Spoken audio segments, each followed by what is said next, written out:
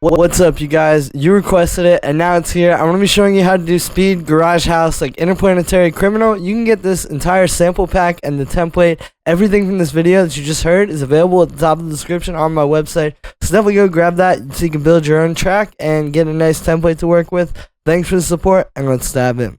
We're at 138 BPM. Now, I think this style can go anywhere from like 135 up to like 150. But yeah, 138 is a nice place to start. And the first thing we got here is a vocal chop.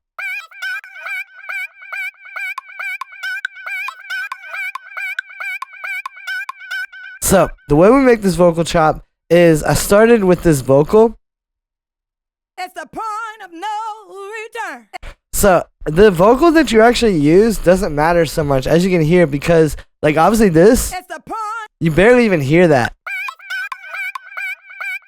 in that final one. You just need something with a lot of notes like this. And the way I did it is then you double click on Mac or right click on Windows, slice to new MIDI track, and then you're going to do by transient. And what that's going to do is it's going to slice all of these transients, like where each word is basically, to a new chop in a drum rack here. So then we have that. And then I just pitched it up a lot. Like, you want it really high like this, just until it's like in tune with the bass, but really high. And then you have all these cool little syllables that you can work with. And then I just made this little pattern.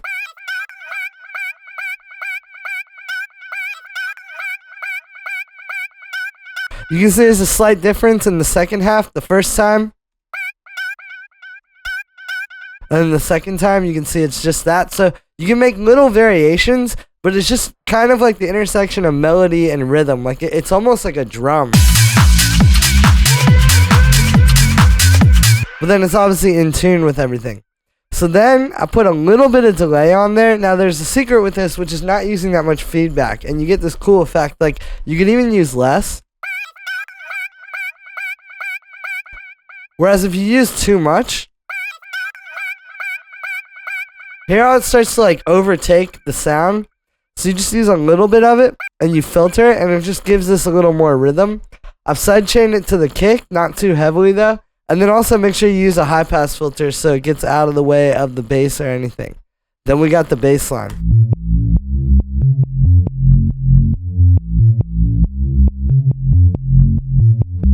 So this is the bass line. We're in the key of A minor here, and I'm gonna play this just on a basic saw wave without any processing, so you can hear like actually what this is.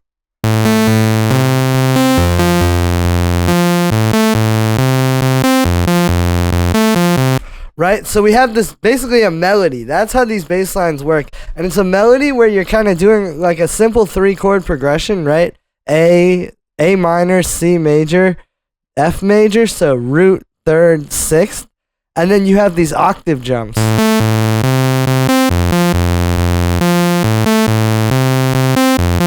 On eighth notes, where it's like dun dun dun, right? There's not a lot of 16th notes in these bass lines. And that's the melody basically. And then also an important thing here is having these notes not fully touch each other too, as you can see. If I do that, all of a sudden, you don't hear each, like it's almost like this very stabby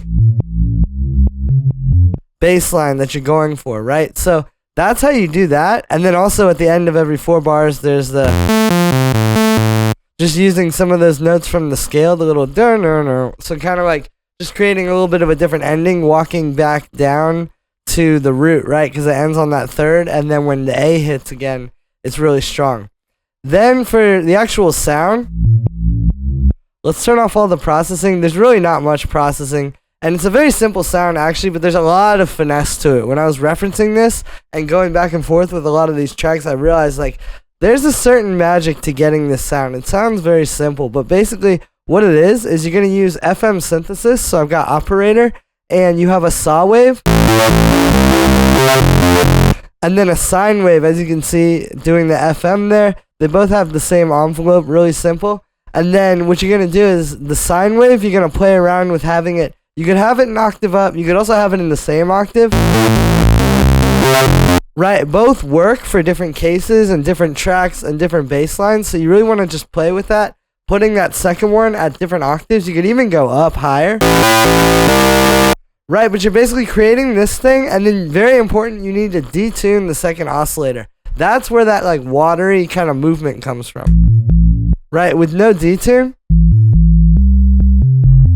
it's just the really kind of flat, simple thing. You're going to detune that, and then you're going to low pass it. Now, the secret to this is there's no key tracking, so by default, an operator, you have to turn off this frequency to key. So basically, with key tracking, it would be the filter cutoff moves based on where you have which note you're playing on the keyboard. It's higher if you play a higher note, and it's lower if you play a lower note. You don't want that. You just want it to be flat, always the same. And then you're going to play around with the frequency anywhere around like 50 hertz to like 250. And then the resonance. If you turn off the resonance, it's way less juicy. You can see when I bring that resonance in, that's really where like the juice comes from.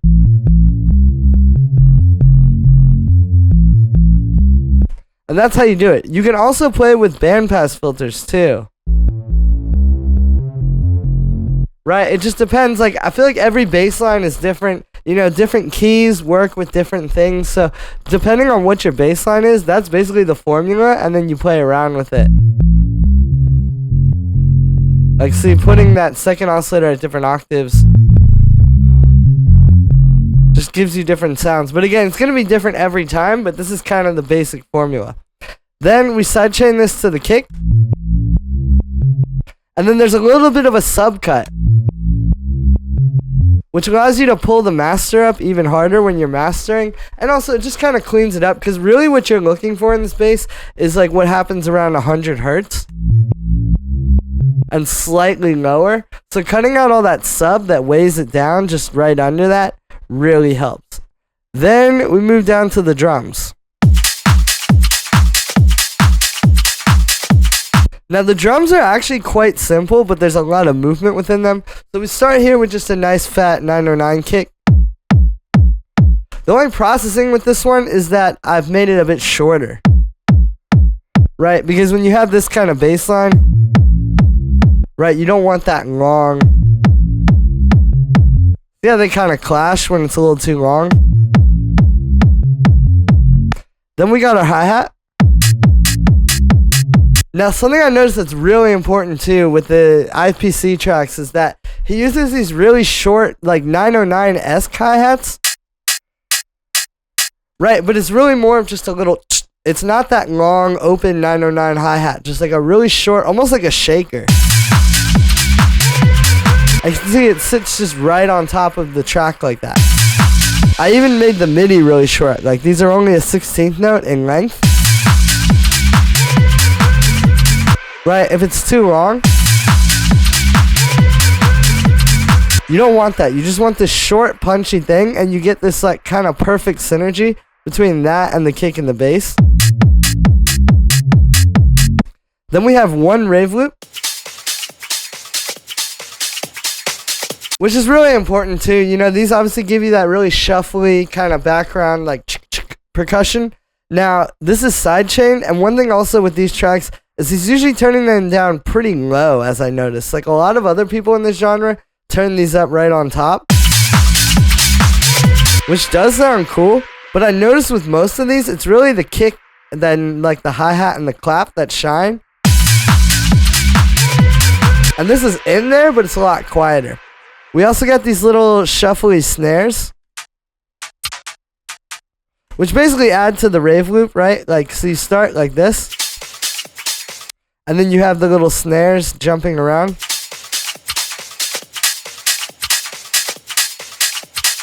And you can hear it just kind of all blends in and creates a lot of percussion there. And notice how frequently they happen. Right? The other thing is with this first one here, you can see we're kind of using different pitches on the keyboard or on the piano roll to get like different snares out of it, right? It's a really nice way to do that. It kind of allows you to take one sample and kind of make different, you know, make it kind of change. And then having that one extra sample just jump in on that one note. obviously makes it kind of hit a little cooler. So definitely play around with those and just notice how frequent they happen. And also the sample too. It's these really short little rim shot sounds. Then we got our clap. Now there's also a little caveat with the clap. You'll notice I made this a lot shorter. I dragged the end time back, and then also with the amplitude envelope here, I brought the sustain down all the way. It's just like the hi-hat. You want these short, tight.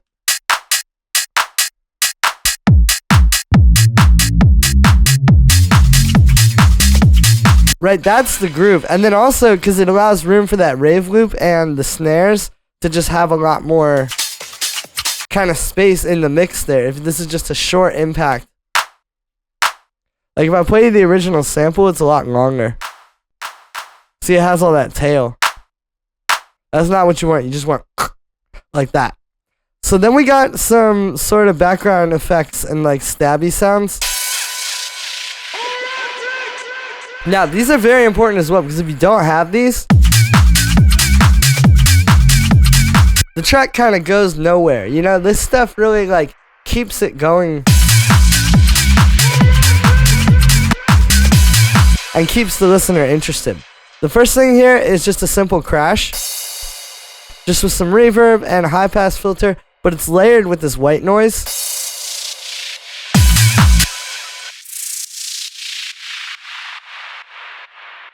Right, and then sometimes it's not, which kind of allows you to like sort of say, okay, this is like the main drop, and then when you have just the crash on its own, it's obviously not that. So the way you make this white noise sweep is it starts with this. You just make a long note in like a MIDI clip like this. I made it 2 bars. I think that's a good length. You know, too long isn't really cool. You're going to take some white noise inside an operator, or really like any synth. You want the amplitude envelope like that, just like a solid brick. And then it's a bandpass filter, which is filtering down. You automate the frequency. A lot of people think that this is done with a low pass filter, but if you use a low pass, you get like, it's super messy and it just becomes like down there, right? So you want to use a bandpass, and you can see the frequency is going from all the way down or all the way up, but it doesn't go all the way down, right? Because if you go all the way down, then you start to get those subby frequencies as well. You really want to like finely tune this, so you kind of hear it the whole time, but it still fades out, right? Then, and you can even play with the resonance a bit too. It can make it a bit louder, obviously, but it can give you different cool textures to it. Then another really important part of like making this a bit cooler is I have this auto pan. We can see it's only shaping the volume. I've got the phase on 0, and it's basically just a really, really fast sine wave. So it kind of gives you that like buzzy,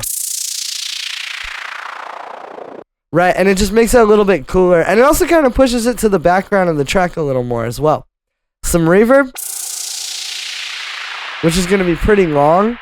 Sidechain it to the kick, and then a high pass filter is very important too, because you don't want all that messing up your mix with the bass. Then we got a little chord stab. So yeah, chord stabs are pretty straightforward. I think there is an art though to choosing the right one that's gonna work with all your other stuff, you know, like this has a really nice kind of like 90s vibe. And then also just making sure it's all in tune, right? Because if you just do like a random bass line and a random vocal chop and a random stab, they won't like kind of vibe this well. Right, so the way I tuned this was I took the bass line and just turned off the filter and listened to it until I got this to the right pitch, right? Which is +2 semitones at D3 there. But yeah, so it's this chord stab. It's going through a bit of delay. You can hear, and some reverb. And I have the delay on ping pong, so it kind of puts it in a different place in the mix. High pass filter, and then we're side chaining it. And then we got this little vocal down here. Right, so there's a lot of these in this kind of speed garage. If you notice what's happening with the timing, right, I put it on that upbeat right there, like on the 4, so you kind of get the stab, like, and the crash and stuff. But then this is spaced out enough to where it stands on its own. If you just have them all hit right on the 1 there,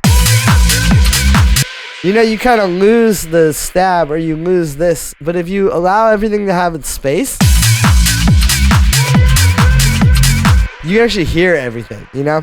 And then the second time you hear it, it's just a bit shorter, right? But it's really nice because also this rings out over that bass line and kind of just gives you some cool textured kind of stuff going on. This is just going through a bit of delay. I think the quarter note delay is really good for this. A high pass filter, and then we're just side chaining it to the kick. That is going to be it for this one, guys. I hope you enjoyed. Make sure to like this video as well as subscribe. Let me know if you want to see more of these kind of Speed Garage tutorials in the comments. Thanks for the support, everybody. Make sure to grab the sample pack and the project file at the top of the description on my website. It's a really great way to build your own Speed Garage track like this instantly and have something really solid to almost build like a whole career off if you wanted to. Thanks for the support, everybody. Every bit counts, and I will see you tomorrow with another video.